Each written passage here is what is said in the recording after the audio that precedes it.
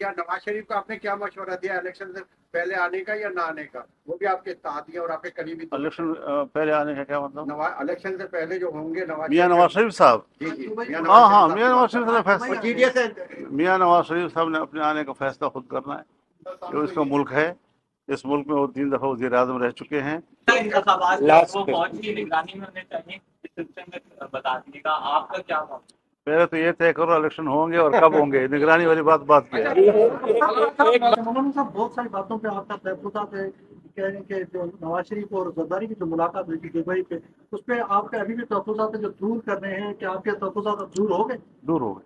अच्छा, और जहाँ तक कप्तान साहब का ताल्लुक है, वो किस्सा अब तमाम हो चुका है। मेरा ख्याल में उसको किसी संजीदा मजलिस में जिक्र न किया जाए तो अच्छा होगा।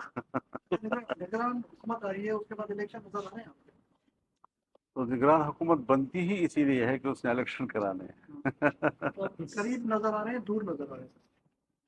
मेरे हाथ तो करीब ही नजर आ रहे हैं, इलेक्शन करीब नजर करीब नजर आ रहे हैं। लेकिन ये है कि अब हमने तो अपने वक्त पे छोड़ देना है और असम्बली तहलील हो जाएगी, लेकिन उसके बाद निगरान हुकूमत होगी। अब निगरान हुकूमत ने फिर अपने हवाले से सोचना होगा कि वो इलेक्शन के हवाले से कितना मुतमईन हैं, उन्हें कोई टाइम चाहिए नहीं चाहिए, ये फिर उनका मामला है, हमारा उससे कोई ताल्लुक नहीं। हम तो इलेक्शन में उतरेंगे इंशाअल्लाह। आपकी जमात आइंदा मुस्तकबिल में क्या पीपल्स पार्टी या मुस्लिम नून से किसी से इलाक़ करेगी, किसी के साथ मिलकर इलेक्शन लड़ेगी? सरदस्त तो हमारा उसूली फैसला जो पार्टी का है वो यही है कि हम हर हल्के पे कैंडिडेट लाएंगे, लेकिन हमारे जो ज़ेली तंजीमें हैं अज़ला की सतह पे, वो लोकल लेवल की एडजस्टमेंट कर सकेंगी जहाँ उनको फ़ायदा नज़र आए।